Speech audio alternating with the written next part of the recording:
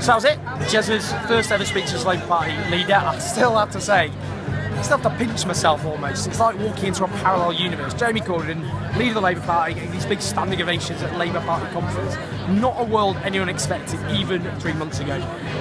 But it was a really good speech. I mean, it was funny. I think he's been portrayed as a bit dour and humorless. But that opening bit was genuinely funny, mocking the media for basically suggesting the life on Earth as we know it will end if Jamie becomes leader. I think the fact he ends the cross-party on foreign policy, the cross-party support for Saudi Arabia, which is at the absolute epicentre of international extremism as well as human rights abuses.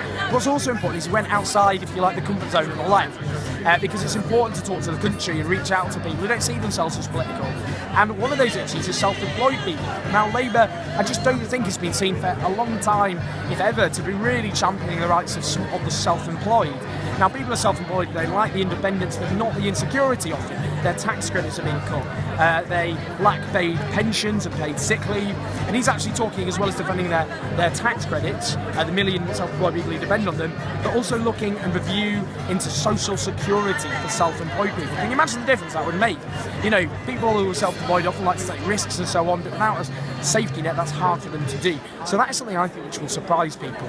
And as well as that, talking about the housing crisis and building council housing, but also looking at home ownership as well. So that's what he needs to keep on doing. It's about building this broad coalition, how you win back Scotland, which he talked about, as well as places in northern and southern England and Wales as well. But also, as I say, standing up for low-paid workers, and he talked about the cuts to supermarket workers, support from the government, low-paid workers, their tax credits cut, as well as the self-employed, whether it be council housing and home ownership. So he's got to keep building on that. Big broad coalition, reaching out to people outside of the conference hall, outside of the Labour Party. I think it was a really, really good start, to be honest with you.